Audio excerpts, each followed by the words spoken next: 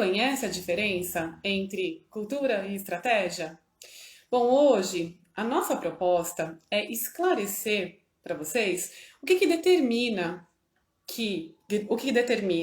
planos acontecerem ou não acontecerem como deveriam, metas e objetivos serem ou não atingidos, rotas terem sido, né, determinadas e não perseguidas ou perseguidas.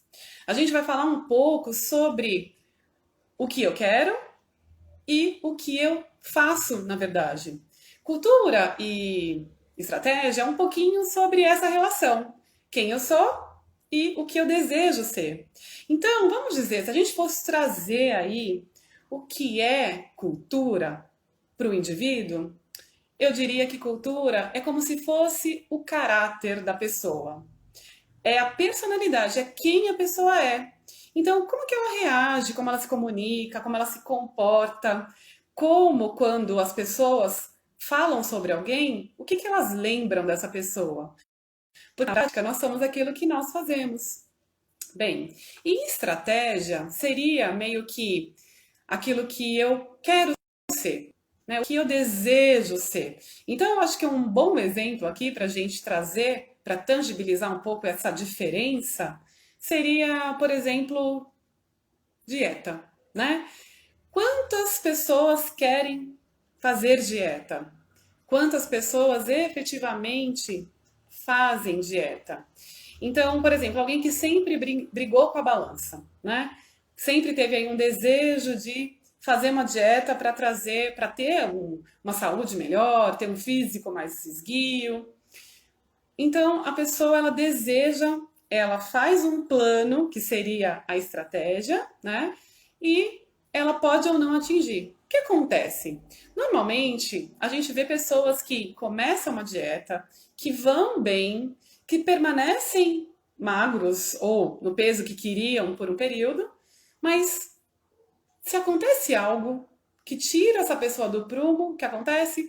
Ela volta a se alimentar como antigamente. Então hoje a gente não fala mais, né? Os nutricionistas, os endocrinologistas não falam mais sobre fazer dieta, mas eles falam, esses profissionais, eles falam sobre reeducação alimentar. Por quê? Porque a reeducação alimentar, o que ela vai fazer? Ela vai te educar a se alimentar agora, na vida adulta, por exemplo. E te conscientizar do que é importante ser feito para você atingir o objetivo. Ok? Bom, a gente está falando, né? A gente quer chegar a esclarecer para vocês o que de fato faz com que a gente chegue ou não a um resultado, né? Para que a gente chegue a um resultado que foi traçado ou não. Nós não vamos falar, por exemplo, sobre conhecimentos específicos ou experiências que você traz consigo. Cultura, estratégia não tem a ver com um indivíduo ou profissional em si e as suas qualificações, né? Os seus diplomas, as suas experiências. Não tem a ver só apenas com isso. Cultura e estratégia tem a ver com um ambiente que é muito maior do que só aquilo que eu tenho como qualificações, né? Porque, gente, cultura é um conjunto complexo, né, de valores que eu tenho, que um grupo tem, é um conjunto de valores, de mentalidade, né, ou seja, de pensamentos que faz com que as pessoas tenham hábitos, né, e que essa mentalidade modele aí o comportamento das pessoas, né, a conduta das pessoas em um grupo organizado, que pode ser aí, por exemplo, a igreja, pode ser a família, e no caso a gente fala para líderes, líderes que trabalham em empresas e, por que não falar também, pode ser líderes de comunidade. Enfim, e a gente sabe que o líder, né, os líderes, as lideranças, eles são fundamentais no processo de disseminar cultura e principalmente, eu acho que essa é a parte principal, é fazer com que a cultura e a estratégia sejam as mais próximas possíveis. Por quê? Porque quando a gente fala sobre estratégia, né, tem pessoas que falam, ah, a estratégia é mais importante, a cultura, né, a cultura é alguns defendem que a cultura é mais importante, outros defendem que as estratégias são mais importantes. E muitos acham que as estratégias são mais importantes porque é o como fazer. Só que o como fazer sem a sustentação desse conjunto de valores, né, desses hábitos, dessa mentalidade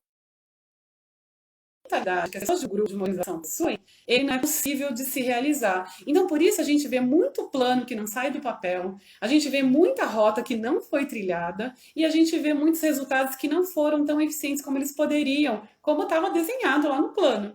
E aí começam a buscar vários motivos pelos quais não foi realizado.